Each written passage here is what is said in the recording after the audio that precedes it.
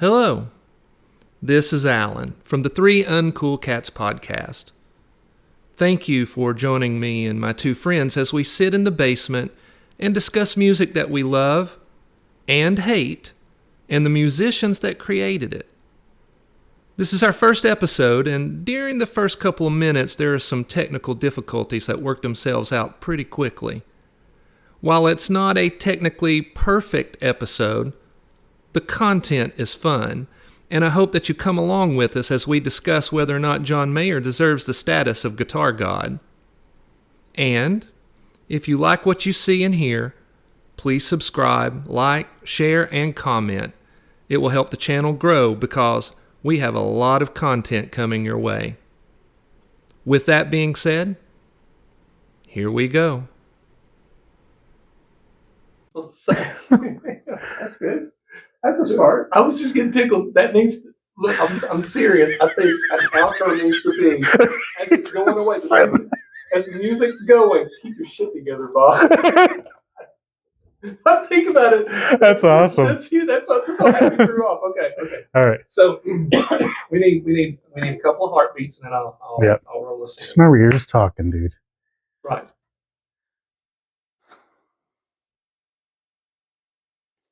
All right.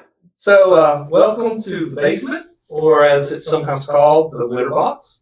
I am Alan. We've got Bob. We have Andrew. And we are the Three Uncool Cats. This is our podcast. This is episode 1. We're thankful that you're here listening to us. A little bit about the podcast is we just want to talk about music that inspires us, and we want to break that stuff down and just look at it and feel good about it and share our thoughts and ideas with each other and bring you along. The goal, too, is also to challenge ourselves to listen to music that we normally wouldn't like and see how that works out for us. So with nothing further to do, our first album that we decided to take a look at is John Mayer's Try album. That's from the John Mayer. Yeah. Look. So to get started, I'm a guitar player. Andrew is a guitar player, bass player. Bob, I'm a bass player, guitar player. Okay, gotcha. I don't know why I'm not afraid to say I'm a bass player. I was going to say, why would anybody want to say they're a bass player first? Hey. That's like saying I'm not a musician, but I'm also a musician. Yeah. I'm not a musician. I'm a drummer. So then we got Bob, and Bob plays a little bit of everything. And he'll say, I just a note or two, but he's happily mediocre. Okay. So, and with that, so John Mayer was somebody that, as a guitar player, I had a lot of younger guitar players that I was giving lessons to and whatnot. They were always going, John Mayer. And I was like, okay, all I knew of John Mayer was the radio, that song, Your Body's a Wonderland. Right? To me, it was kind of pop garbage marketed. Very much, yes. To 30-year-old women, right? Or 13-year-old girls. Or 13-year-old girls, right? So that's all I ever knew of John Mayer. Very popish. And then...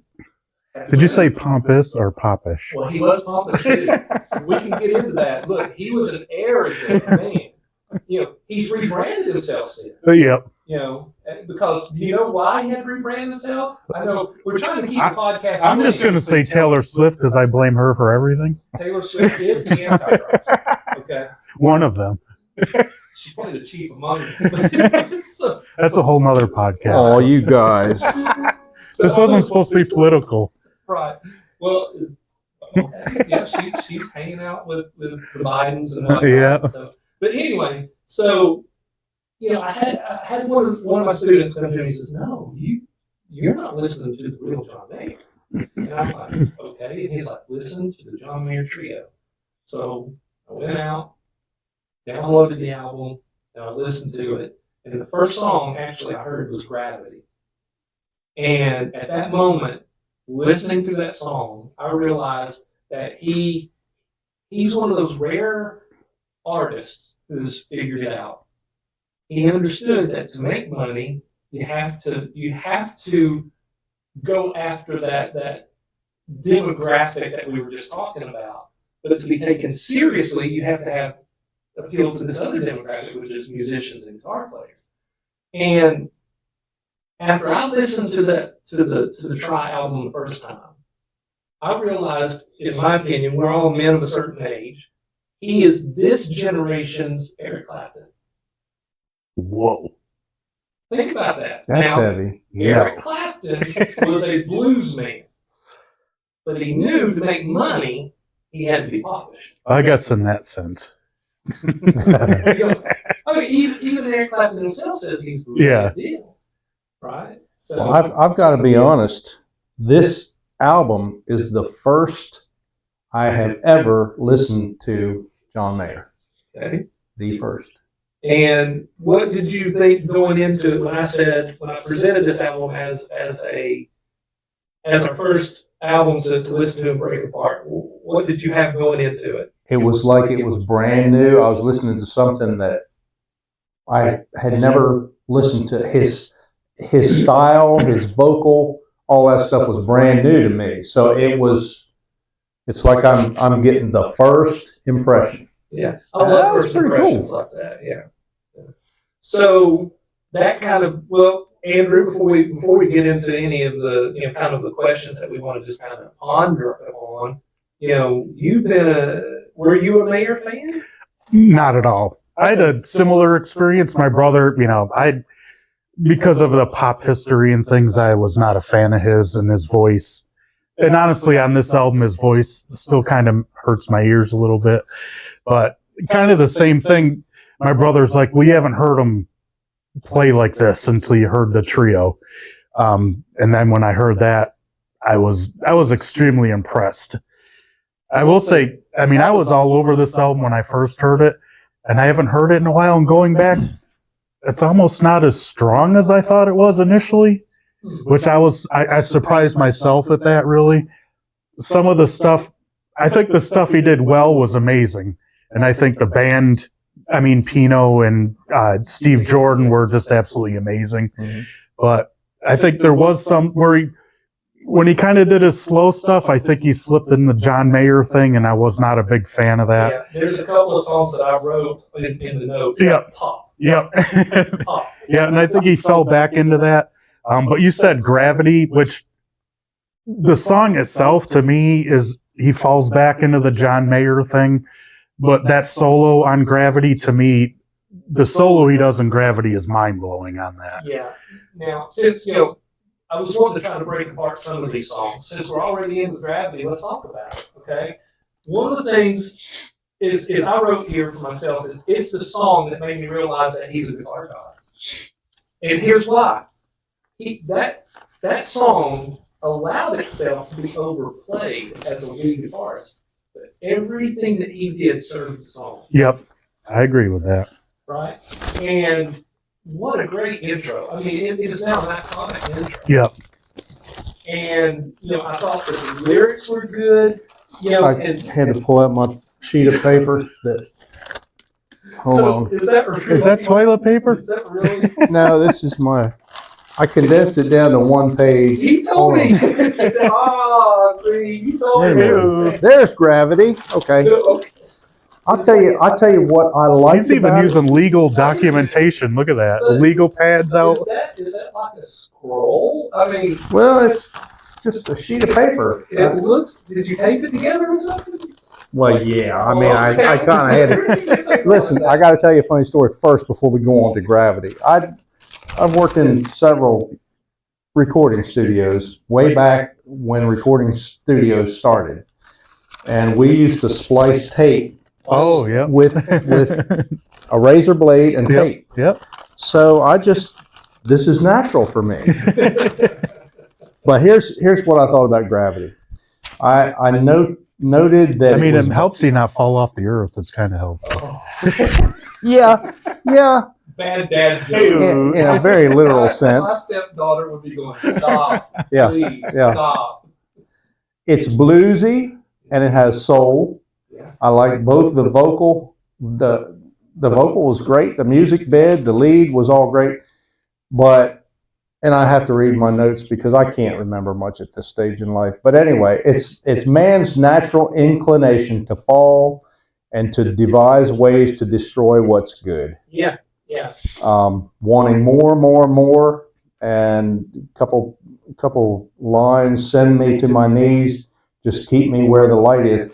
I thought it sounded just a touch spiritual. Yeah, I would say that. And I think he's reaching out for something for sure on that. And I like where you're going with that because I literally wrote here, it's gravity has taken better than men than me. Yeah.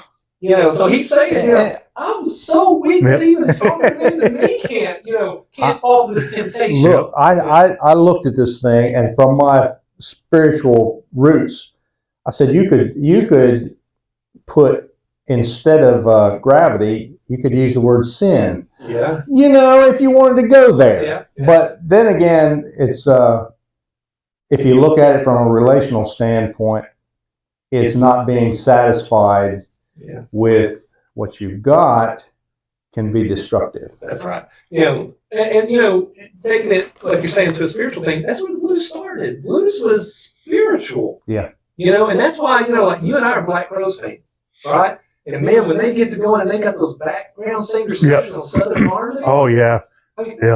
Southern Harmony, that is almost a spiritual album because it's got that vibe, that black church, we're praising it, and having fun kind of thing. So yes, I agree. But that's what makes the blues so good. It's unafraid to talk about both sides of that spirituality. Right. Yeah.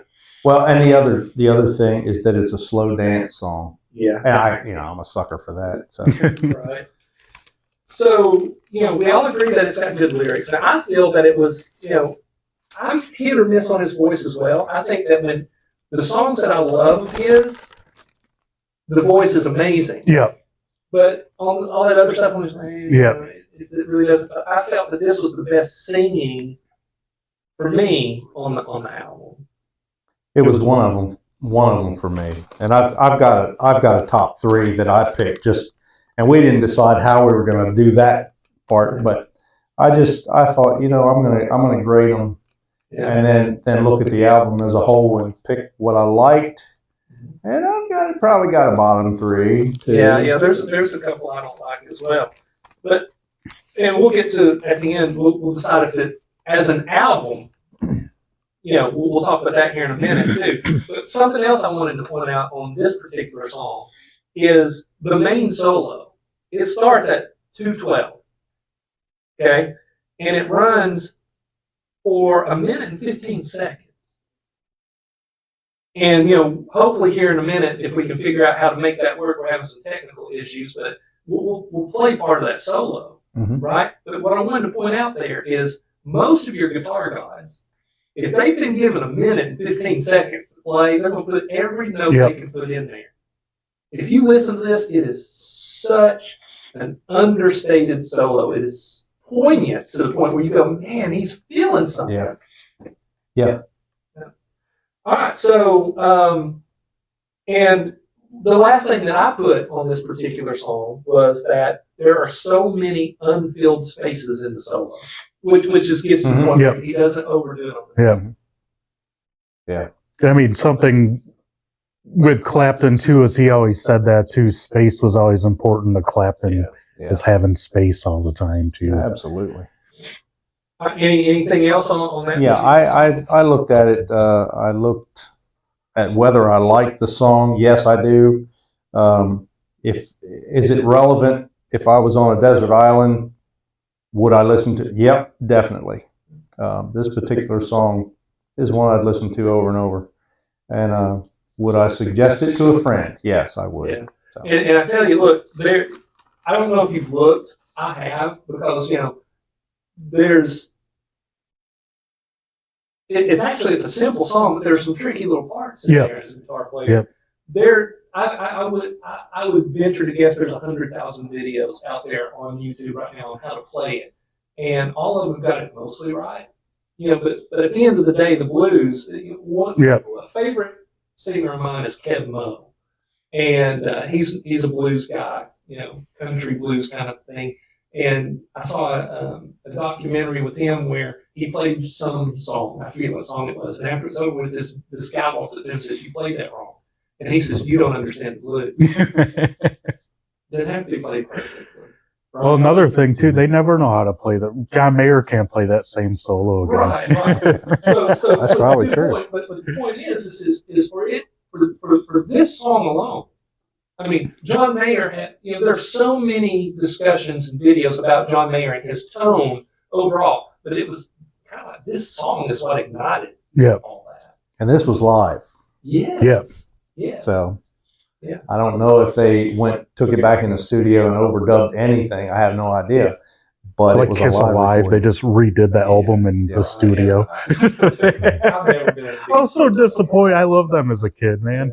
I saw them quite a few times. I had some friends who really were into Kiss, and we saw them not with their makeup. It was during that whole. Oh, that's even worse. Stuff. Yeah, lick it up. That was awful. Yeah, and there was so this is a good time maybe to talk about this. When you watch Kiss or you listen to those guys, there's arrogance. Oh yeah, there's arrogance in their playing. There's arrogance in the way. John Mayer was such an arrogant man. At this point in time in his life, he was an extremely arrogant man. Yep. Right? Mm-hmm. But you listen to the songs and the playing and how he even lets Pino and Steve, Jordan do what they do. Yeah. I think that's the thing that helped him was he had that solid band that he could just, if he made a mistake, that band was going to make up for it. Right. Yeah. But, what I find interesting is most people with an ego that big, you're not going to have the nuances that you have in this album. Mm-hmm. So I was shocked with that. Mm-hmm. Now, one I watched that he's got a couple of recordings out there where it's his live. Where the one I'm talking, I can't remember where the light is. It's where the light is. Mm-hmm. And he does all three iterations. Yep. He comes out and he does this acoustic poppy stuff. Yep. He comes out and he does this electric poppy stuff, and he does the trio. Right. The whole concert, Bob. I would challenge you. The whole concert is wonderful. But the outtakes with him where they're interviewing him, the arrogance. Yep. I have to fast forward. And he keeps changing his watches. I have to fast forward to him. But when he gets on the stage, it's transformative. He's not. He doesn't come across. It levels him out. I think on the stage when he gets out there. So, all right. Anything else on that song? Not on that song. My big song was "Out of My Mind." Yes. That song. I mean, if you want to talk about a blues song, that's a blues song right there. Yeah. You disagree? Well, on "Out of My Mind," I have to go by my notes. I liked it, but it was nothing to write home about. And I, in my opinion, and that's all it is here. You're fired. It was. Can we still use your basement? The litter box now. I felt like it was it started too slow. It was bluesy, it was a typical boy-girl breakup. Relevance, nah. I just love the lyrics. See, I'm not a big 2 steps behind. I like when lyrics mean something, it's great, but if they don't, to me, it doesn't ruin a song. I'm after the music. That's a good point. I look at this. There's a lot of sappy songs that the lyrics are dumb, but the music. Yeah. I looked at this as a whiskey sipping song. Yeah. I'm good with that. Because you drink and you listen to this song and it gets you down depressed where you want to be. That's my take on it. Just, as a man, if you've ever been in a relationship with a woman, that's where you're going to be anyway. Yeah. Sorry, honey. I love you. She's not going to listen to this. So for me, it was my second favorite. Was it? Song. Yeah. Oh. It's my second favorite because it's such a rootsy. It is the. I'll admit, I'm a sucker for that. I love that kind of stuff. It's a quintessential blues song. And what he says, if you listen to the intro on that, when he first hits those couple of guitar chords, he goes, "We're Fairfield, Connecticut, the home of the blues." Yeah. Because but think about that though. One of the things that he gets at, especially on Where the Light Is, when you see it, is when he gets into that, the crowd erupts, and he's just like, huh. Yeah. You know, Yeah. I don't even think he expected that response. I get it. I mean, I also think that the lead lines on that, again, you know, it's probably he takes the most liberty Yeah. on this one, but it's still, you know, for lack of a better term, they're fluttery and bluesy. It's not, again, it's just not that overwhelming note after note after note. There's little phrases, hit you in the face kind of thing. One thing, I forget who mentioned it. I was watching somebody talk about him, and they said, which I don't know if it's a compliment or a dig, but they said, and it makes sense too. They said John Mayer is I think it was supposed to be a compliment because they said he's a great guitar player because he knows all the licks.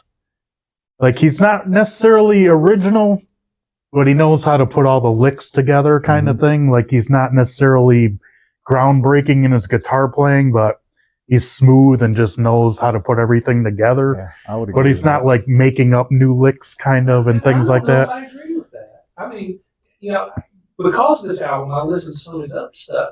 There are licks. Again, you go to YouTube, and there's hundreds and hundreds and hundreds of videos of how to do the intro to X song or Y song, and it's because they're little tricky little parts.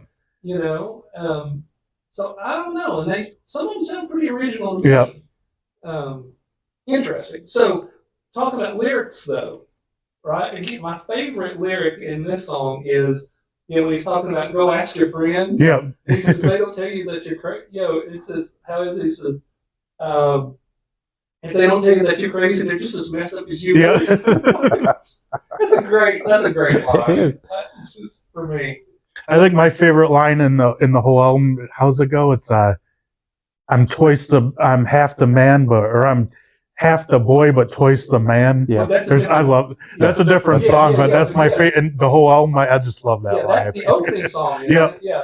But again, that lick, you know, nothing new under the sun. Yeah. But you know, can you take a lick like that and expand upon it, or use it in a way that, you know, makes it fresh? And, And so, you know, I think there is originality there, but you're right. He does take things, but he's able to make it fresh. Yeah. And then I don't mean to take over. I just had a thought too. I think to me, the highlight, in my opinion, is I Got a Woman. Yeah. I mean, Steve Jordan, I could literally listen to that isolated drum beat literally all day long. Right. And I feel like I'm a sucker for that. I don't even know what that's. Is it like a tight snare that he's got? Oh man, I don't tight know. snare and that bass drum to me is like playing an octave on a bass. It's like he has them tuned to where it's almost like when he hits that and then the bass, it's almost like perfect octaves. Yeah. And the way he's an amazing drummer too. Right. So you know why he was chosen by popular musical artists of his time. So for Steve Jordan, because here's what I got on I Got a Woman, okay? Drum intro, exclamation point. So damn good, exclamation point. Right. And he's just like a comedy. It's beautiful. You know, it's just that rhythm. It's taste. Everything he does is tasty and has a meaning on it. Yes. And then on that song, for me, you know, I wrote on here, every intro was interesting, if not great. Yeah. Mm-hmm. Clear, defined intros. But on this one, so you have the drum, they built this song. It felt like it was being built from the ground up. He starts out. And then when Pino comes in. And then the bass, Pino comes in with that little groove. And then finally, you know, you got John Mayer comes in, but it was almost, it almost had the feel to me of, hey man, just lay down the groove and see what happens. Yep. Right? Yeah. And they built upon each other. And to me, I agree, it was probably, my favorite song is Gravity. My second favorite song is you know, Out of My Mind. But probably the best song on the album is this one. Yeah. Well, when I heard this song, now, like I said, this is the first time I've heard John Mayer. This is the first time that I know of that I listened to this song, I Got a Woman. In my mind, Ray Charles was all over it. Oh, yeah. So I looked back, Ray Charles wrote the song in 1954. Wow. Well, wow. So- Yeah, that's where they got the sample for that Jamie Foxx, or who was that? Was it Jamie Foxx that did that I Got a Woman? That's where they got the sampling from. He wrote the song. Now it's a lot faster when he did it, when Ray Charles did it.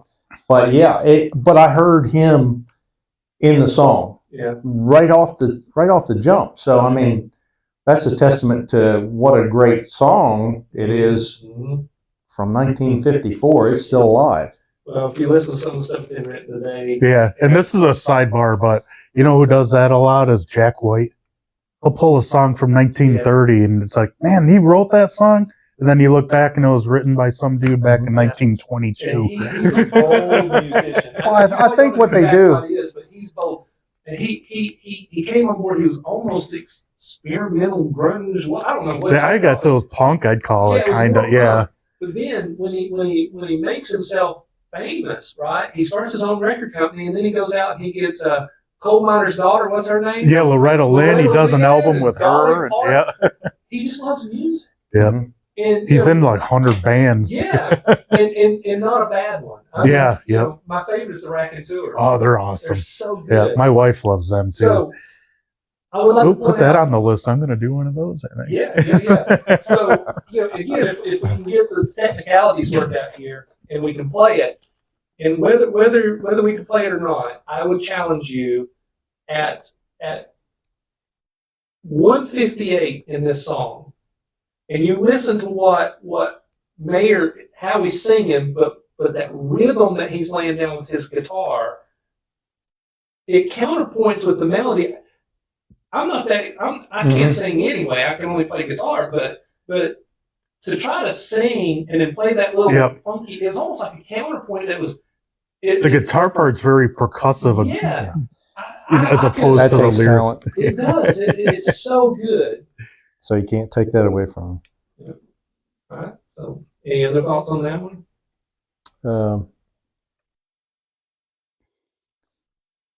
Don't think so. Oh, well. Just the theme of the song is friends with benefits. Basically. In 1954, So. I got a woman. Yeah. Way over town. Way over town. Detached but loyal. She's good to me. Yeah. She's good to me. You know what? When I need her, She give me money. Oh. Well, I just want to know, does she have a sister? They all do, don't they? Oh, my. All right, what else we got? So any other songs? I'm going to tell you my favorite. And you might think I'm crazy, but Vultures. I mean, I already thought that, but... See, I thought Vultures is where he kind of gets in his little John Mayer thing and turns me off a little. What I noticed about the song, the way it started off, it was reminiscent to me of the Eagles' Long Road Out of Eden. That was the album they did like in 2002 or 4 or something like that. But the other thing I noticed, in my mind, I heard Bonnie Raitt singing that song, and when the lead break came in, it was crying for her slide. She really could do a good job on that song. But I liked it. It just resonated with me, and and I'll tell you checked all the boxes. Yeah, what I wrote here, it's funny you should say that. I love it, but I didn't want to. I literally wrote that. It was a surprise for me because of the groove at the intro, right? The lick, it just sticks in your head. Mm-hmm. It sticks in your head. And then, it's such a sing-alongable song, if that's a word, right? Oh, yeah. And if you listen to his tone in that. Sing-alongable. Yep. Yeah. I'm a wordsmith. Is that what you call it? My dad will call you an idiot. Yeah. My wife would say I'm just making shit up. So that's going to be a bleed. We're going to try to be clean. So anyway, but two, if you listen on all of these songs, but this one in particular stuck out to me, how clean his tone is. Yeah. He is the king of clean tone. It's always, even overdriven, it's clean. Yeah. I think that's too. Another song I wrote down was Something's Missing too. Mm-hmm. I think his tone in that song I really like the tone in that song, and that guitar lick is great. And his voice to me in that song is pretty pleasing to my ear. as opposed to some of the other ones. Yeah. And I agree with you on that. As far as my taste, my opinion, I don't care for his vocal very much. I mean, it's just I'm not a wordsmith, and so some of his words are indistinguishable to me. That's why I printed the lyrics. He's using English. Yeah. Oh, that's what it is. He's using the Queen's English. But I like the way everything gelled. As far as the musicians, I used to listen to Grand Funk Railroad. 3 guys making a lot of music. Yep. And that's what these guys did. Oh, I mean, yeah. they really played well together. I mean, you want to talk about 3-person bands? There's a lot of good ones out there. Yeah. So interesting. Not to get to some of the questions we want to ask you in a minute when we wrap up, but knowing that there are such wonderful Cream, Oh, yeah. And you just said Grand Funk, Grand Funk, Rush, and Rush. Mm-hmm. How does Nirvana. Yes. Right. So Now we're getting off the beaten how does path this here. trio stack against those guys? Well, I think it's amazing.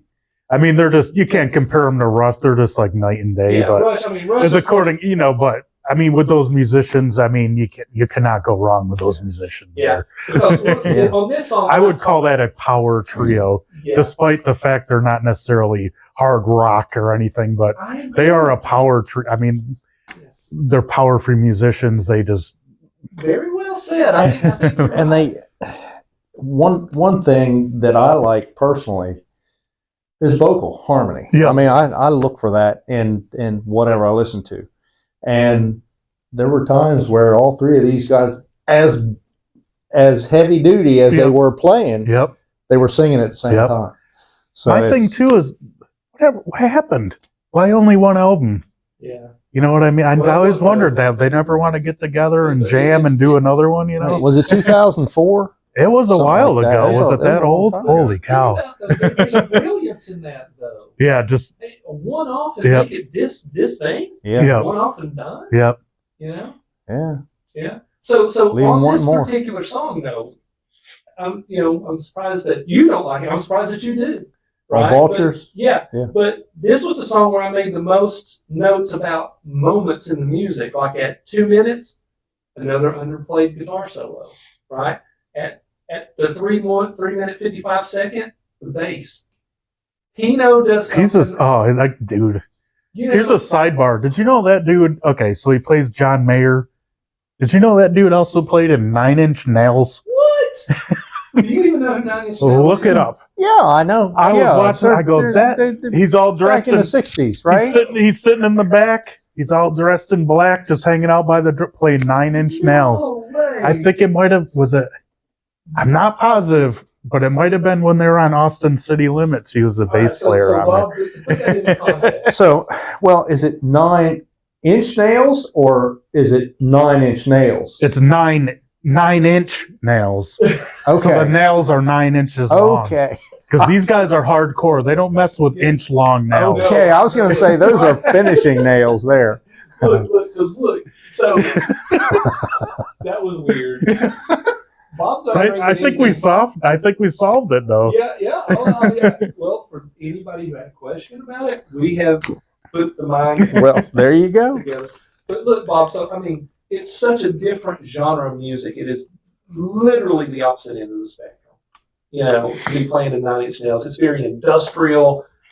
What would you call that? Industrial, I guess, is the word. Yeah. Industrial music. Yeah, and dark imagery when Yep. they play their videos and whatnot. And then you got this blues thing that in every song, I'll go ahead and say this. Even though it's the John Mayer trio, it could have been called the Pino Palladino trio. Yeah. I would agree. I think you could plug any guitar player into those 2 guys and it would have been mine. But I mean, with the fact that that's out of his normal realm of what you think, that's why it was so cool that John did that. Every song, Yep. while he was just laying down such good stuff and finding the moment Yep. and finding the space. And then, like you say, you could have plugged Alan You could have put Lombardi, Bob in there and it would have been. as crappy as fucking Lombardi is, it still would have been a great album because of Pino Palladino and Steve Jordan. So, but yes, very good, very good. So, Now, I felt sometimes you guys are going to hate me, but I felt like they overplayed a little bit to the point that it got a little bit confusing musically.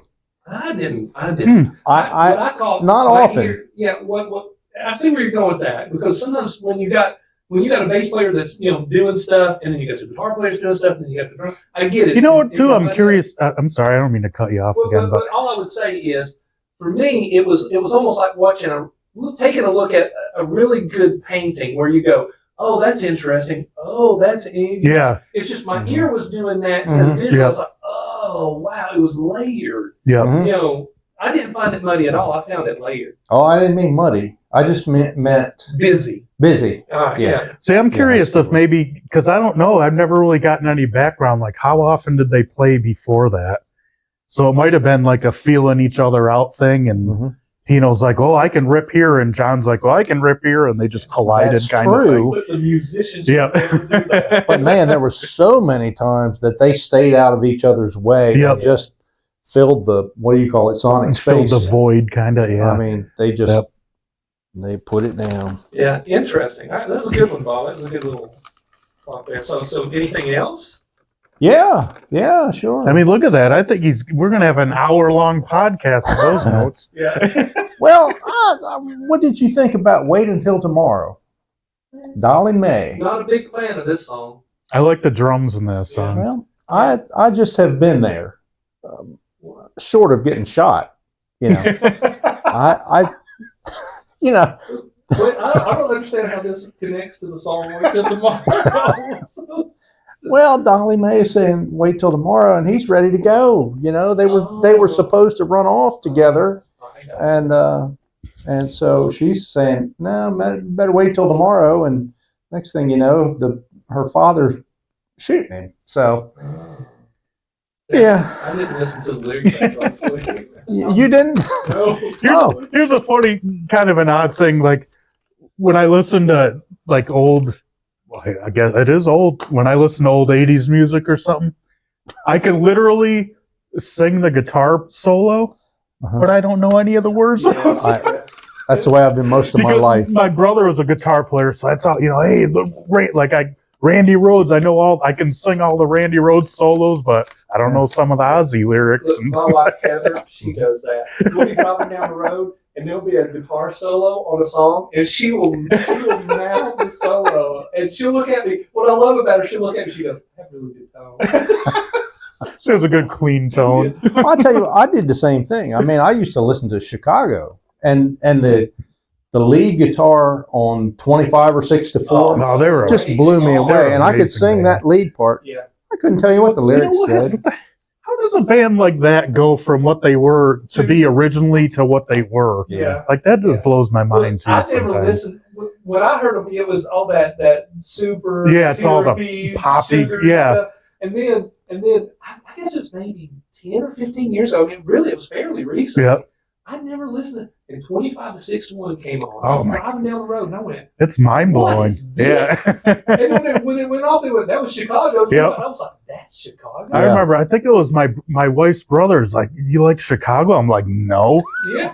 He goes, I don't think you know Chicago. And he played that. I'm like, that's not the same band. And that's another very layered song. Oh yeah! Oh, Man, man. they're amazing. Yeah, a lot. And Genesis is like that. Like old Genesis is the same. Yeah. Like Peter Gabriel Genesis is nothing like Studio. I can't even do it. So, but Wait for Tomorrow, for me though, I put it grooves, but for me it was the weakest song on the album. I think what made me like it, Yeah. to a degree. Now, I as far as being relevant 50 years from now, I started out with Nope, and then I said, well, maybe, but Well, I don't know. I don't think anybody will have guns by then. But anyway, So I'm just curious, how many women have you tried to get convinced to run away with you? And their Well, it's dads just- have tried to shoot you. it was It just sounds like he's talking from experience. it was just the This song one. so resonated with me, man. Man, I could So tell you a resonated. story, but I won't. I'll spare you. But the intro was reminiscent of the Doobie Brothers. I wrote 70s vibe, which I normally love. Long Train Running. Listen to it. It's not exactly, but it's the same type feel. Yeah. And that's what I liked about that. You know, and it should have. That's what I wrote. I normally love that kind of vibe, that 70s kind of vibe. But for this song, it just didn't. I guess I just don't have that angst of, convincing young women and maidens to run off with me while their dads chase them down. Well, let me ask you. I'm hearing you say some different things as we've gone on. I'm almost thinking you agree with me that this album may not be as strong as you initially thought it was. You know what you're talking about. Go back to New York. Don't make me second guess myself. That was easy. He left. God, we don't leave that easy, I'll tell you that.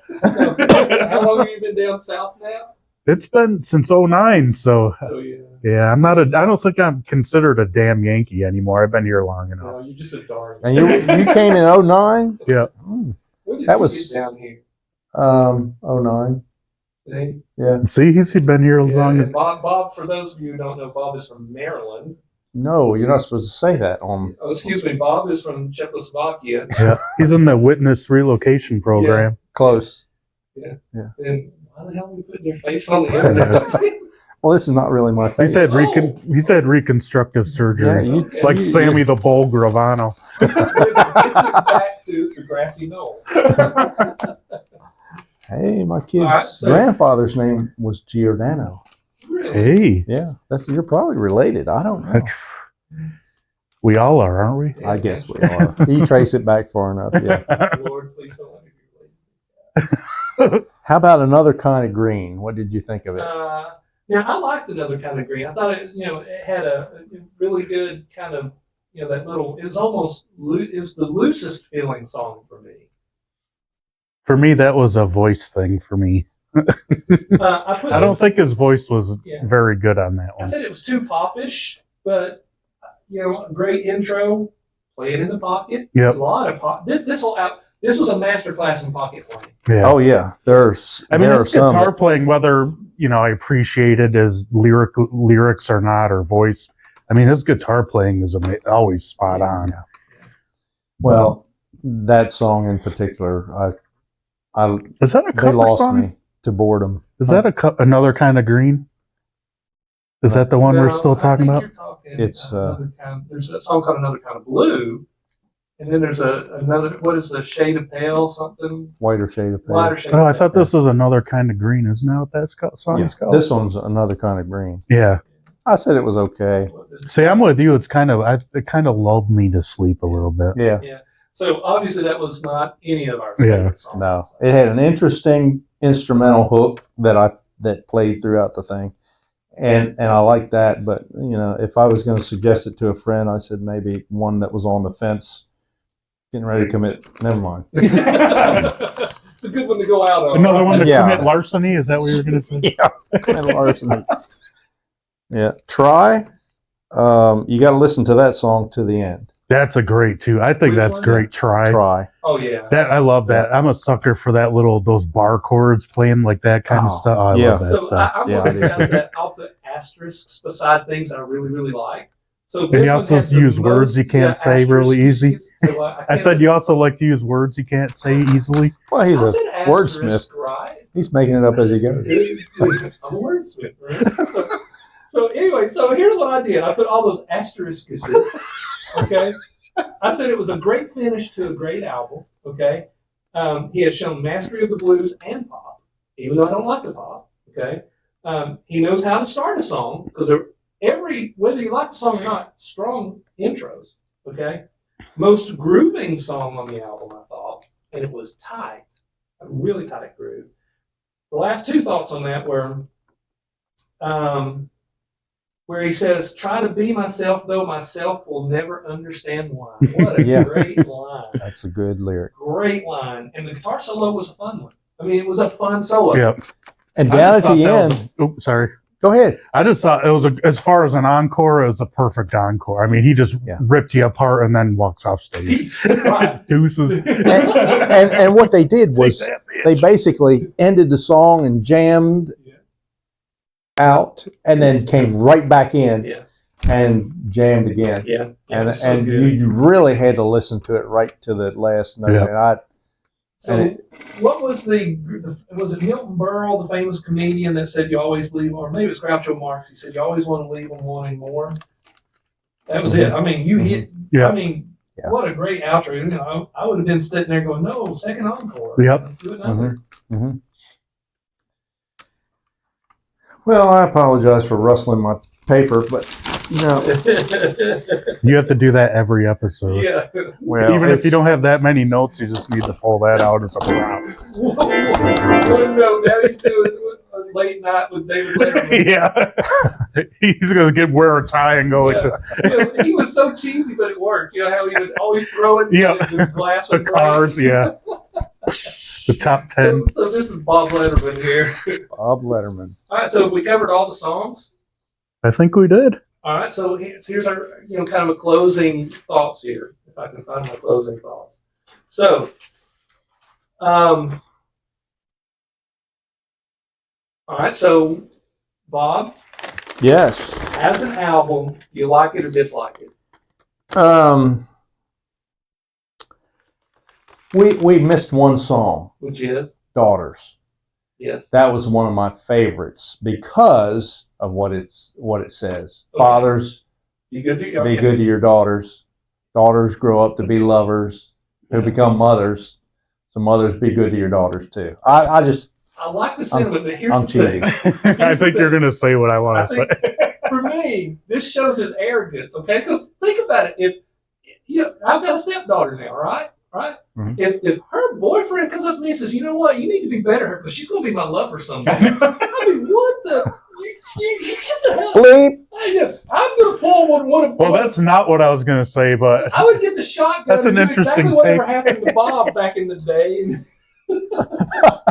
I just felt that, how dare you? I get what he's saying, yes, but it was the delivery method to me. If you'd have removed the word lover. Yeah.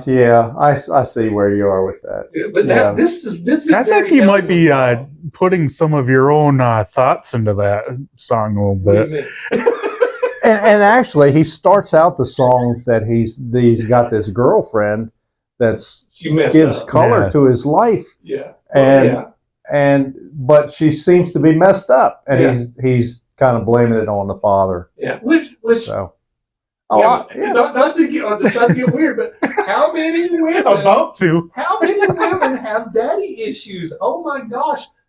That's all I hear all the time, man. Shout out to the chicks that have daddy issues. Yeah. If it wasn't for them, I wouldn't be married. So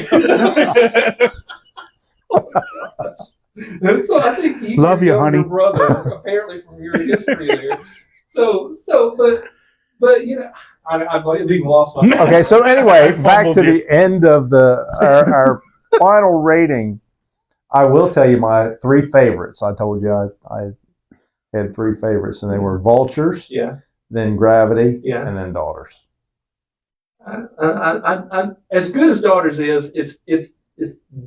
I just can't get me on it. So what were you going to say? Well, I wasn't going on that tangent. For me, I was just going to keep it. That's, to me, is another one of those poppy ones that I can't wrap my head around. I'm cheesy. My sentiment to the song was yours, and I do like the sentiment. Yours kind of went off on a little tangent, I'll admit there.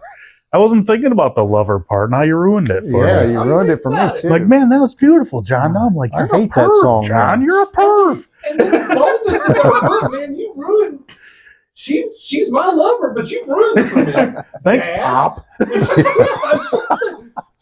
how it came across to me. I'm like, you're shooting me. I should shoot you. Is that what got you chased off all Dolly those times, Bob? Dolly Mae. Oh. I think we learned a lot about Bob. So, No. All right. No. But as an album, yay or nay? On a scale of 1 to 10, I gave it a 5 to 6, probably a 5.5. You? Oddly enough, I would go with that. Like I say, I was very surprised because when I first heard it, I was all over it. And then when I heard it this past time, I'm like, I don't think it's as strong as it was. Like, the good stuff was amazing good. Mm-hmm. And the bad stuff was, not so good. So it kind of... I give it a solid 8. because of the moments, the popish moments where when I was thinking John Mayer Trio and you start out with that bluesy stuff, and then the next thing I know, I'm like, hell yeah. Next thing I know, I'm like, wait a minute. Yep. I'm in pop land again. Had it been all bluesy Yep. or blues rock, I feel that as a comprehensive album, it would have been stronger.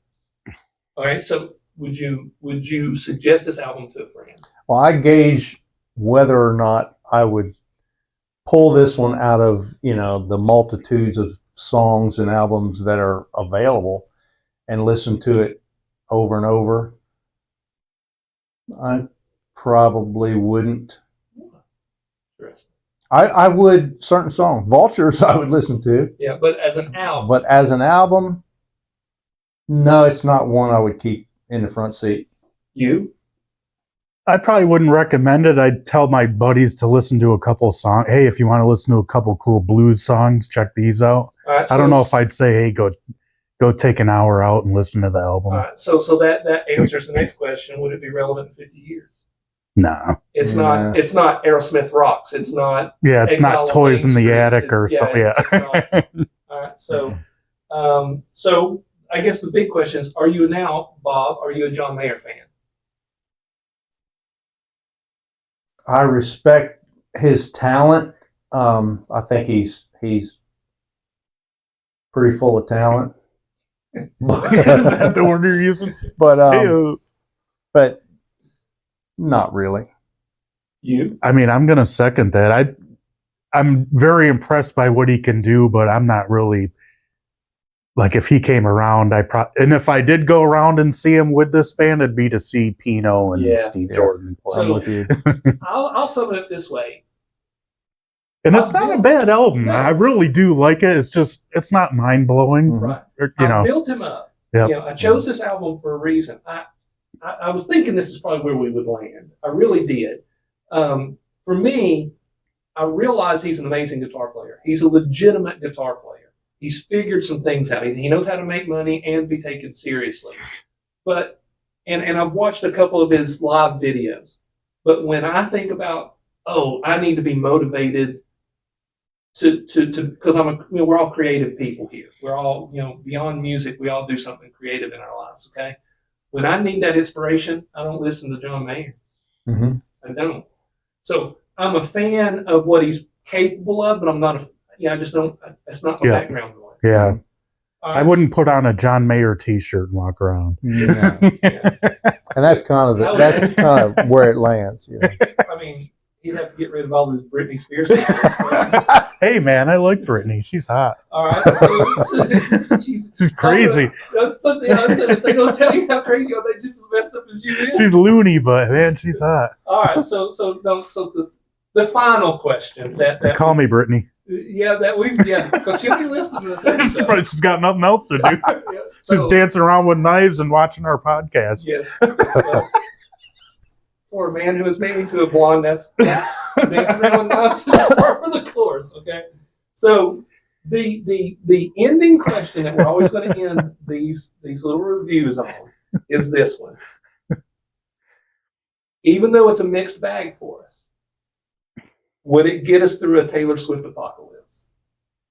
If the only music out there, if all the music was turned into Taylor Swift music and we were able to squirrel away this album, it's the only album that's not Taylor Swift music, would it get us through the apocalypse? Gosh, I guess I'd have to. I mean, there is not one album I don't think that would not deter. I know.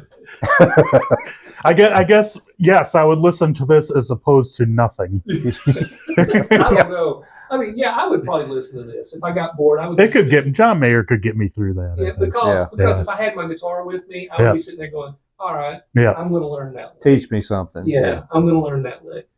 All right, so that ends first episode of the Three Uncool Cats. And anybody who's listening out there, we thank you for listening. We thank you for watching. What we ask you to do is subscribe, like, comment, and share, because that is what's going to help grow the show. Because as we know, we're no longer slaves to the man. Well, we're slaves to the man, but we're slaves to the algorithm. We got to keep that algorithm in. So with that, We thank you for listening. We'll see you next time.